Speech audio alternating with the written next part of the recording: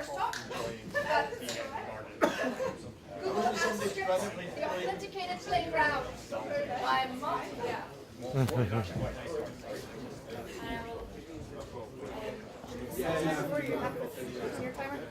Oh, yeah, you should tell me to shut up then when it comes, or I'll just go on all night. Okay, yeah, that's great.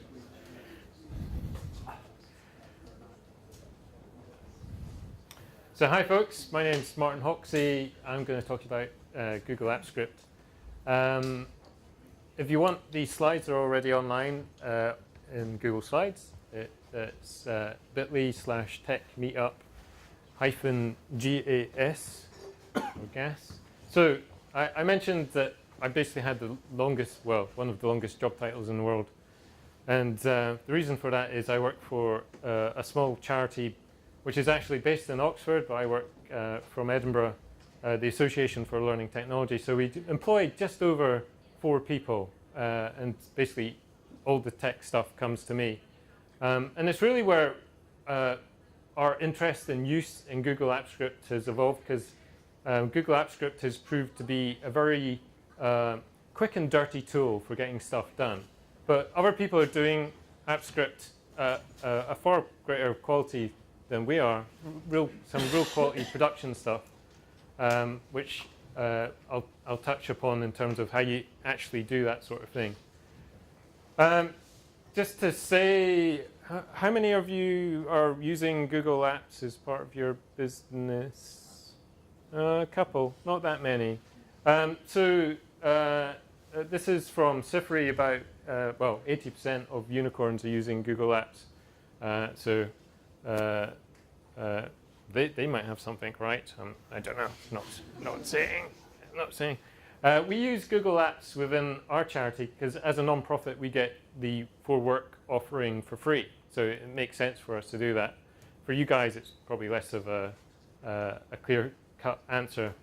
In terms of Google Apps Script, anyone's heard of that before tonight? We got 1, 2, 3, 4. Any advances on 4? Okay, 4. Are you actually doing anything code-wise with it, or you just know of it? I work on the competitor for Microsoft. Ah. Boo. No. So Google Apps Script, it sits in within Google Drive, and I'll show you where it's kind of been hidden in plain sight. But I guess if you're not Google Apps customers, you probably haven't seen it. But even on your consumer Gmail account, you can access Drive. You can do stuff with Google Apps Script. And there's some really cool stuff that you can do. So Google Apps Script is basically JavaScript in the cloud. So it runs off Google servers. I should say there's no cost as well. So if you're a consumer account, you can run Apps Script for free. There are different quotas to be aware of. It's a JavaScript syntax, so it's, in terms of coding, it's reasonably easy for people to get their heads around. It's JavaScript. A lot of people know. Who knows JavaScript? More than 4. Great. It's actually a subset of JavaScript, but it's kind of been butchered a bit. So it has things like JSON parse, which is really cool for quick stuff. In terms of a timeline, it came out in 2009, so it's been around for quite a while. And from that time, the product has developed and evolved. So we've got new features to come into the product. We've also lost something. So one of them, which was really cool, was in 2012, we had ScriptDB, which was NoSQL data storage, which was really cool, but they killed it, which is a shame. So as an AppScript developer, you get used to things coming and going. Usually they come and they stay. They don't go, which is quite nice, but something to be aware of. So where you actually script from, I said it was hidden in plain sight. So if you go to Google Sheets, Forms, Docs, or Sites, you'll find usually in the Tools menu, there's an option for Script Editor. As well as the script all running in the cloud, the IDEs in the cloud as well, which is a complete nightmare for me when I'm on a flight and I can't change something because I don't have access. But that's changing as the world gets more connected. And one of the more recent developments was to write standalone scripts. So the advantage of writing a script with a sheet was when you copied the sheet, the script went with it, which worked pros and cons because if you tried to upgrade your code, basically you'd orphaned it from the copy of the sheet. So it took the old code with it. So something to be aware of. I mentioned it was an IDE in the cloud. So this is what the IDE looks like. So very basic, as you probably can imagine. We've got basic debugging, some other console logging, that sort of thing. So some features. But where it's really cool is out of the box, you are hooked up into the Google products range. So as soon as you start typing, you can do something like call up the Gmail service. And when you do that, you can, the autocomplete shows you what you can do with that service. So in that example, I can get the number of unread messages. And there's a ton of other stuff. So this is just the tip of the iceberg. It's just really showing you what you can do without any additional setup. So when you run that script, so here's a bit more script. So this one is within, we're calling the spreadsheet app service. So we're calling the spreadsheet which is attached to this script. So we can call up Gmail get unread, and we're just going to do a little nag. So we're going to do a little toast. And it pops up. So in terms of additional setting up of APIs, client libraries, that sort of thing, don't need to do it. So it becomes a 2-second job. In terms of other UI that you can do, so you can actually start customizing Google Sheets, forms, and documents with your own menus. You can chuck in a sidebar to do stuff. You've got an option to do full HTML prompts to people.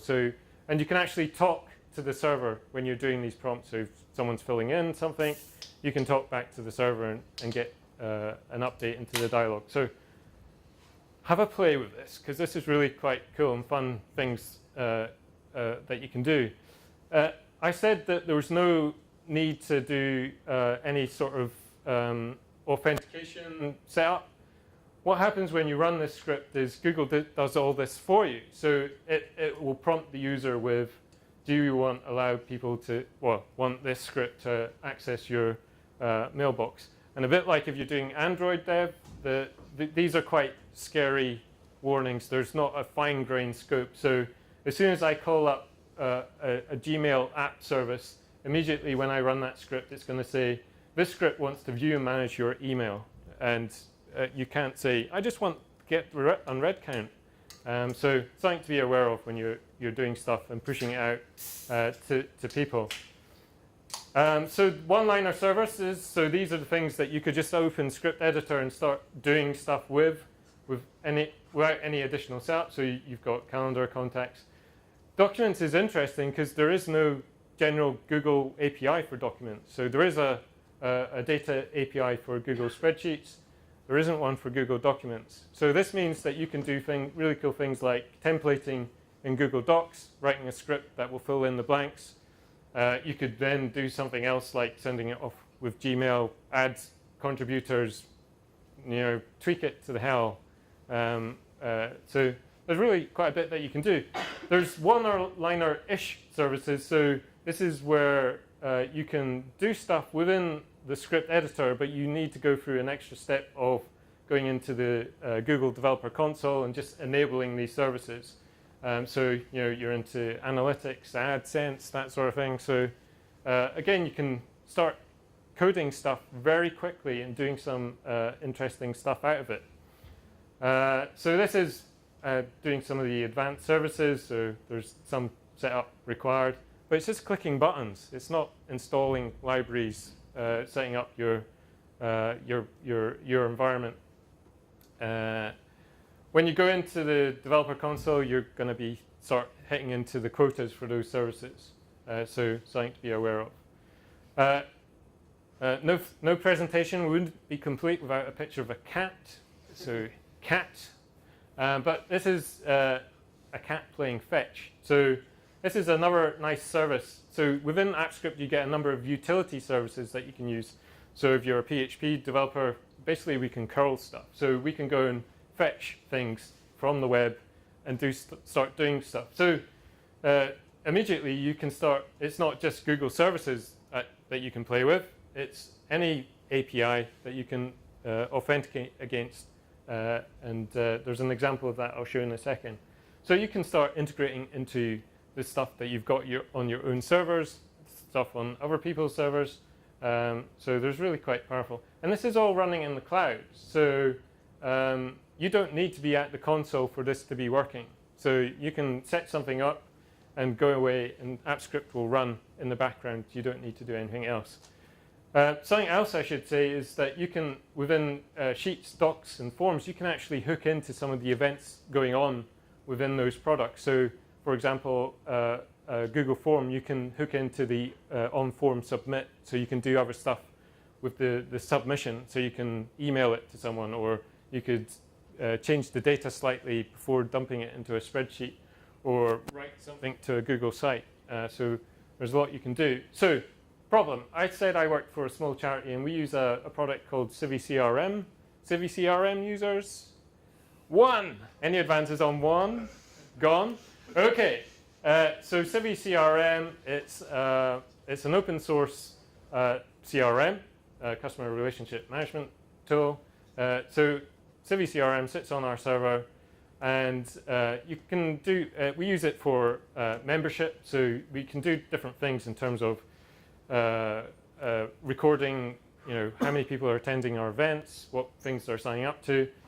CiviCRM has some built-in reports, but you're quite limited on that. It also has export to CSV, so you can basically build a report in CiviCRM, and then you can export the data out into CSV format. So rather than me going into CiviCRM and doing it properly and creating an extension to CiviCRM that gives the reporting we want, quick and dirty, remember I said that at the beginning, the quick and dirty approach for us is just to create a report template within CiviCRM, which will have a CSV file, and then we can create, as we've done, a Google spreadsheet, which basically lists all the different reports that we want to run. AppScript will then hit CiviCRM when we want to get that CSV file.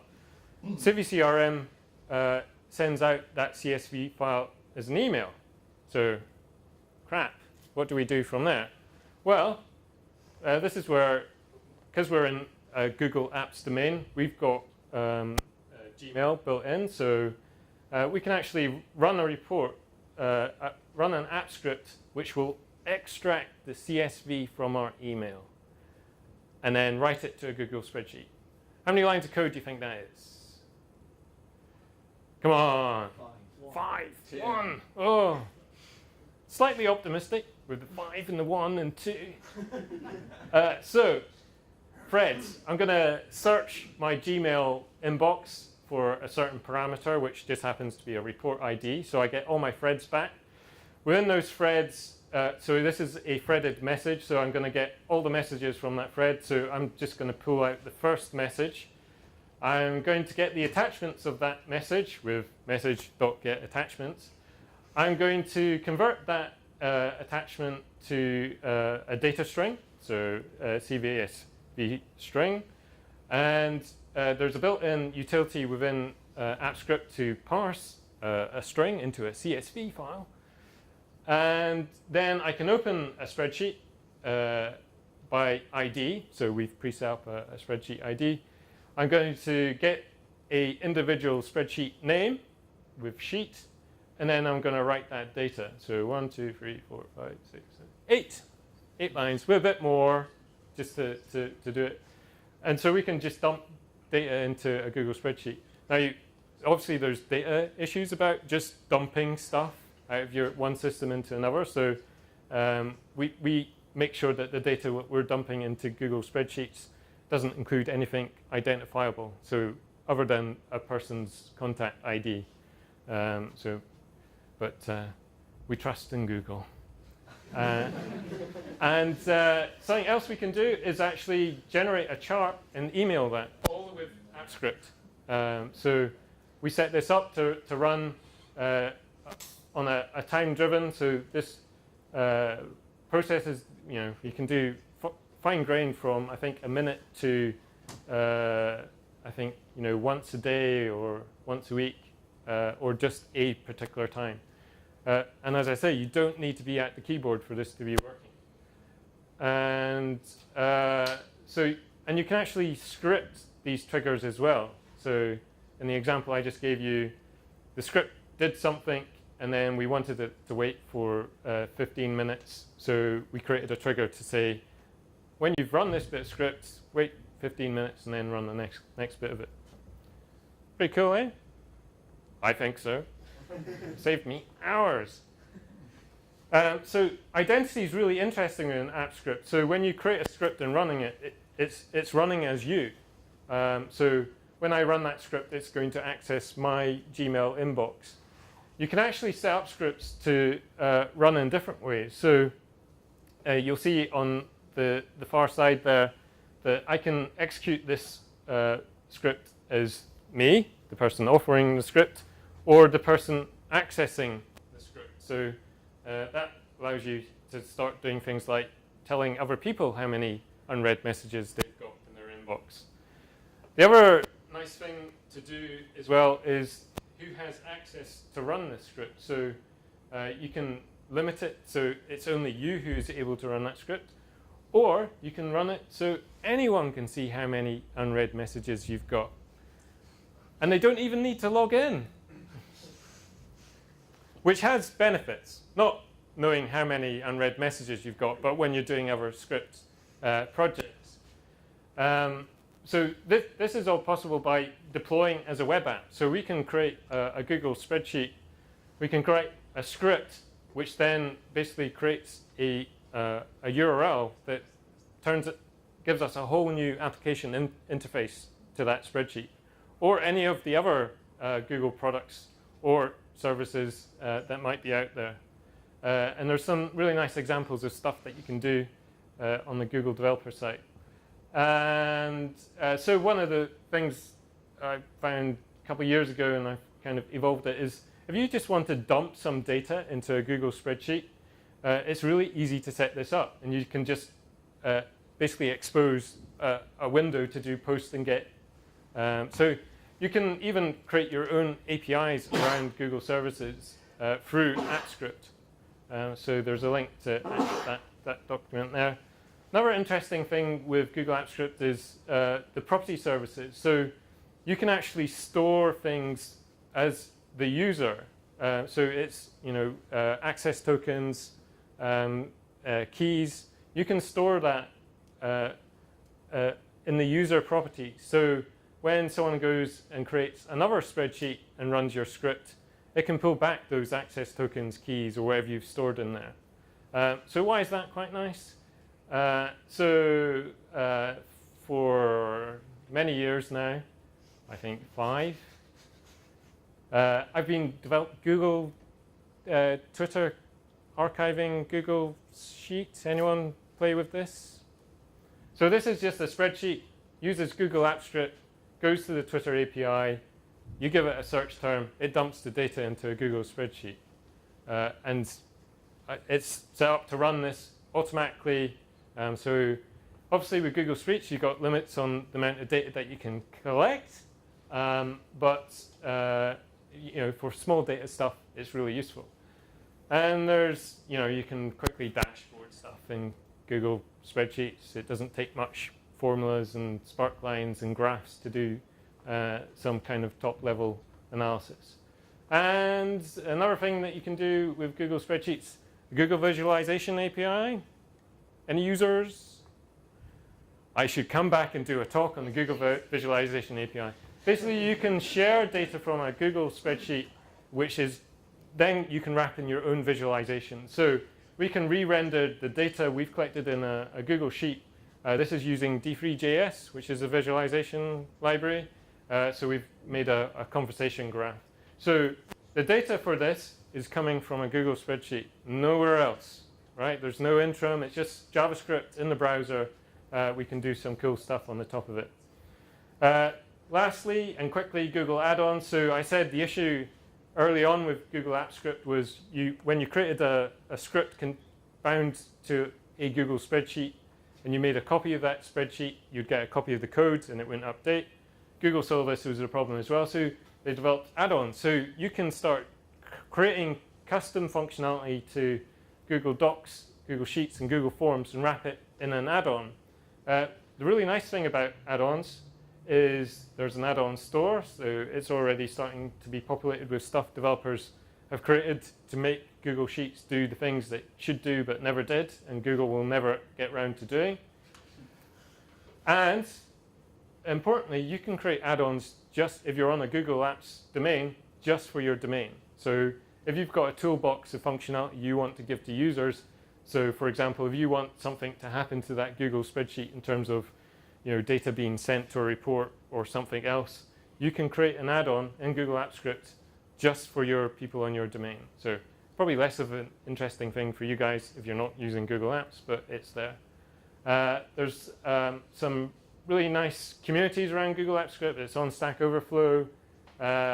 We've also got a Google Apps Script Google Plus community, which is, I think, over 11,000 people now. So if you get stuck, there's lots of different ways to get help. And that's me. Thank you.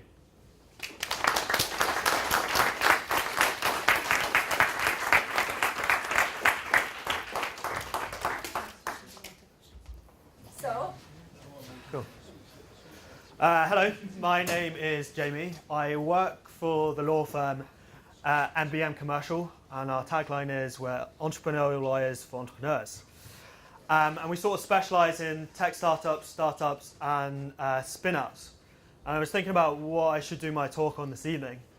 And I've been to quite a few of these events before, and I always meet a few sort of startups and also freelancers. So just by a quick show of hands, who's involved in a startup / freelance or anything like that?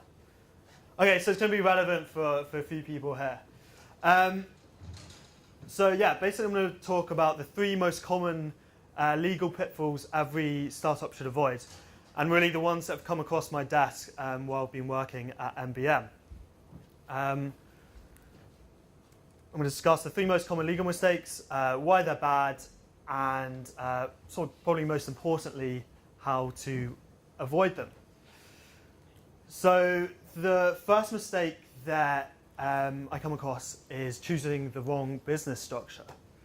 So it's good to start off just outlining the 3 sort of main business structures that exist that most companies fall into. So you've got the sole trader. That's the independent person that's just out to make profit for himself, doesn't have any business partners, not part of a registered company. And then you've got partnership. So that's 2 or more people, two or more of these sole traders possibly. They're joined together with the purpose of making some profit. And then and both of these, no registration, no paperwork, no accounts, nothing is required to be submit. You just start doing business or your startup or whatever you want. And then finally, you've got the limited company. Now that involves registering your entity with Companies House. You have directors, shareholders, and company secretaries. And I was thinking, what's the best sort of entity for tech startups? And looking at most startups and the benefits of the entity, it probably has to be the limited company. There's a few key reasons why this is. The first one is, probably the most important one, is limited liability. So basically, if you start your business and you're a sole trader or in a partnership, and you contract or take on some bank loans, acquire some debts, and then suddenly say one day it all goes wrong and they're chasing you for money. If you're a sole trader or in a partnership, then they can not only come after you for the money in the company, but they can come after you personally. So they could, take your house, your assets, your car. The beauty of a limited company is it protects you from that. So you're distinct from the company. The company has its own sort of legal personality. So if you incur debt that you can't pay, or you get in some trouble and it has to go into bankruptcy, then they can only take money from the company, and your personal assets, such as your house, etc., are protected. And considering when you're starting up a startup, it's not always easy, and quite a lot of them fail. It's quite an important thing to have to protect your personal liability. The next key one is probably credibility. So a lot of other businesses like to do businesses with limited companies. And also you have the added bonus that you have to register with Companies House. So that means you have an internet presence, and that you also will have to file accounts every year. So investors and suppliers will know sort of the health of your company just by looking at the accounts. There's also some tax benefits. I'm not really a tax lawyer, but there's sort of various grants and schemes that the government gives to enable small businesses to start up, and they're primarily open to limited companies. And finally, the last sort of, probably one of the most important ones as well, bonuses of being a limited company, is investment. So most investors will only really invest is if you're a registered limited company, and sort of quite a lot of crowdfunding and crowdfunding websites, that's the first thing they'll say on the website: you have to be a limited company. So for those reasons, that's why it's always a good idea to, when you're starting up your startup, to choose that entity. And actually there's a bit of paperwork involved, and it can get a bit complicated, but you can get professionals to do it, such as lawyers, and it's actually not that expensive. I think we charge about £250 to do an incorporation of a limited company, but for the benefits that it gives you, I think it's definitely well worth it. Moving on to the next mistake, I think it's not protecting your intellectual property. Basically, what is intellectual property? It's intangible property that was a result of creativity. Basically, what that means is it's anything like music, writing, photographs, art, and more importantly for tech companies, code and software. So why is it important to protect your intellectual property? Well, especially for tech companies, it is sort of their key essential asset. If you take a bookshop, for example, if someone broke into their shop, stole all the books, next day they wouldn't have anything to sell and their business would fail. It's sort of the same idea for a tech company with their intellectual property. They write some code that does something that no one else does.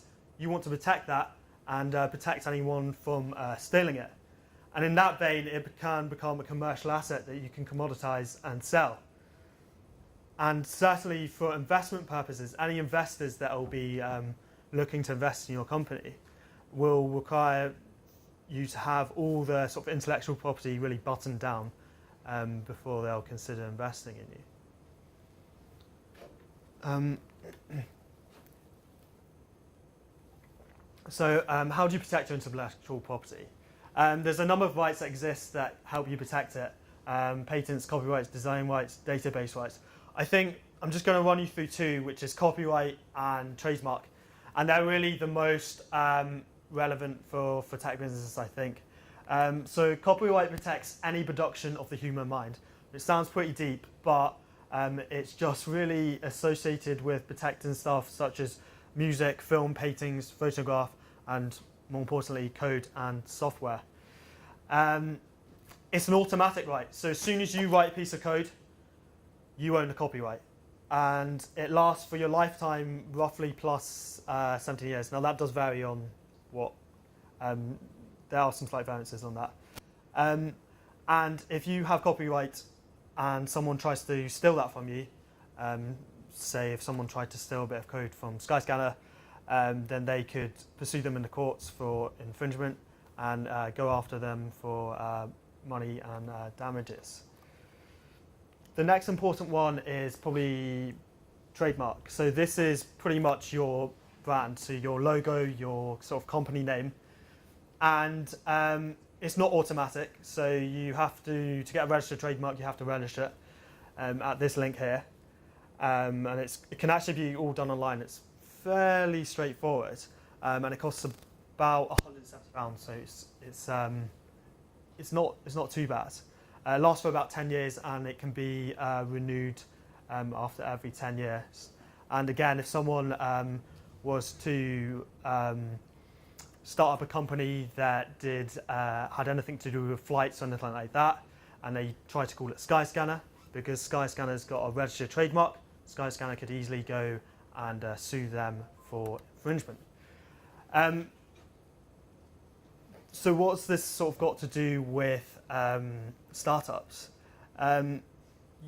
Usually it's when they hire third-party contractors or freelancers to do a bit of coding for them, or maybe a bit of design the UI, or something like that. And as I've just said, the person writing the code automatically owns the copyright. So if you get a freelancer in to do a bit of code for your business, he owns it. And if you go and try and sell your business later on, and he can just put his hand up and say, actually, I own that code, I want a split of what you sell the business for. There is a way you can get around that, is you have a contract with him.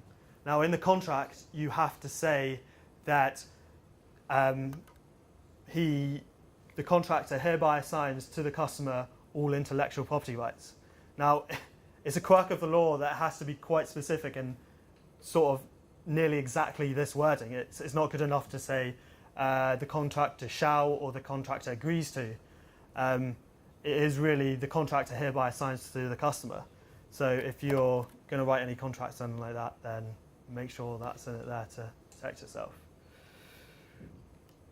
Okay, the biggest one that probably comes across my desk since I started working in disputes and dispute resolution is sort of businesses and I think specifically sort of startups not getting their contracts in writing, or even just making up their own contracts. And yeah, and I think a good place to start is under Scots law, there's no sort of formal requirement for a contract. So you can have a nice big fancy document, or you can have a series of emails agreeing to do something. You can have a series of Facebook messages agreeing to do something. And you can even have a verbal agreement. And under Scots law, they're all considered contracts and a binding agreement. What tends to happen is that people don't tend to pay too much attention to them, so they make up their own or they don't have them at all. And this usually leads to sort of confusion between the parties. So one party thinks he's getting something, and the other party thinks he's getting something else. And there's, a big miscommunication in what the terms of the contract can be. And this is possibly where most of the disputes arise. I think the easiest way to describe this is I've got an example of a case that landed on my desk. Now I've changed some of the names and made it anonymous because of confidentiality and stuff. But basically, we got a client who ran a subscription service that delivered a box of gourmet chocolates to your door every month. Sort of like Loot Crate, but for chocolates. And then, so they were looking for products to put in a box, and they came across a company who made chutney flavoured chocolate bars. I don't know, sounds pretty weird to me. And so they thought, right, that sounds good. We want these chutney flavoured chocolate bars. So we'll buy some of those, and they drew up their own purchase agreement to buy 10,000. This is what the purchase agreement looks like. So it was Mr. Smith of Chocolate Box Limited has agreed to purchase from Chutney Chocolate Limited a minimum of 10,000 bars of chutney flavoured chocolate. Within the year 2015, as monthly orders, agreed price £1.60 per bar. Pretty hefty price for a chocolate bar. A total of £16,000. I agree above signature. I agree above signature. Now this looks great, but going into 2015, what happened is Chocolate Box Limited phoned up and said they wanted to place one monthly order of 1,000 bars to sort of test them out in their boxes, and then 9,000 bars 6 months later. So sort of 2 different months' orders. Obviously, because their customers didn't want chutney chocolate every single month, they just wanted them in maybe 1 or 2 months boxes. Now, chutney flavoured, what do they call them? Chutney Chocolate Limited decided they wanted to supply them like equally throughout the month, so like 800 every month. So they got into a big argument, they all fell out, and then no one bought any chocolate bars. And then in 2016, this landed on my desk, and Chutney Chocolate Limited wanted to sue my client for £16,000 for not buying the chocolate bars. So I was like, oh great, this just made my day. I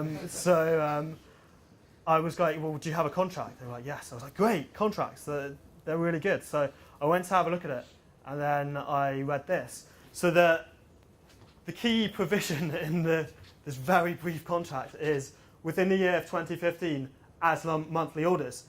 Now that's super ambiguous.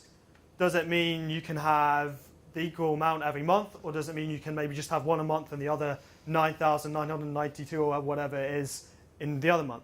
And this is where the dispute arose, and this is why it all fell apart. In the end, the client ended up settling out of court for about $4,000, so didn't do a bad job. And also they had to pay expenses.